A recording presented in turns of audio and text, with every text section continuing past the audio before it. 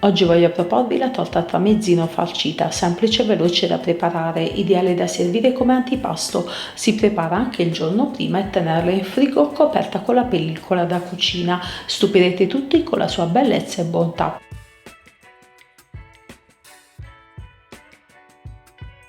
Comincio tagliando a fettine sottili un limone. Utilizzerò la mandolina.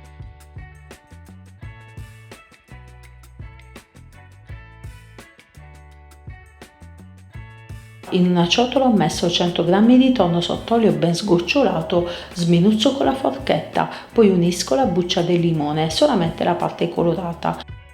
Infine unisco 50 g di olive nere denocciolate tagliuzzate grossolanamente e 150 g di formaggio fresco spalmabile tipo Philadelphia.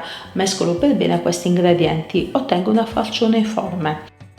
Adagio sul piatto da portato una fetta di pane per tramezzini, quello senza bordo scuro. Farcisco con il compost appena preparato. Chiudo con l'altra fetta. Farcisco con il formaggio fresco spalmabile tipo Philadelphia. Aggiungo delle fette di salmone affumicato, fettine di limone e insalata mista.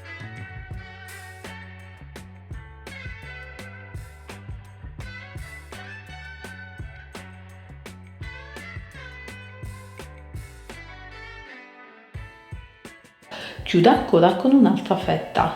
Spalmo con la farcia preparata in precedenza al tonno e olive. Chiudo con l'ultima fetta di pane. Spalmo sulla superficie solamente la Philadelphia.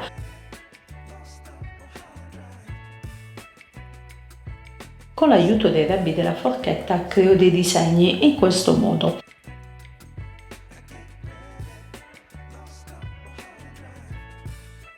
E ora con le fette di salmone affumicato realizzo delle rose.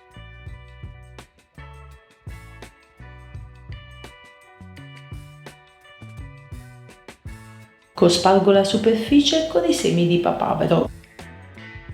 Decoro la parte superiore della torta a tramezzino con le rose di salmone, fettine di limone e qualche foglia di insalata.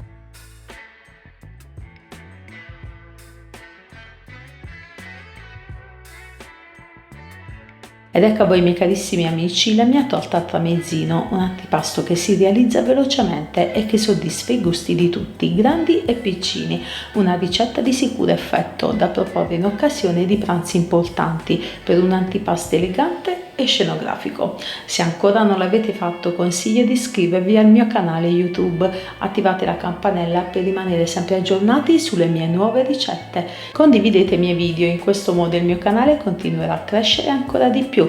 Lasciate un bel like e un commento.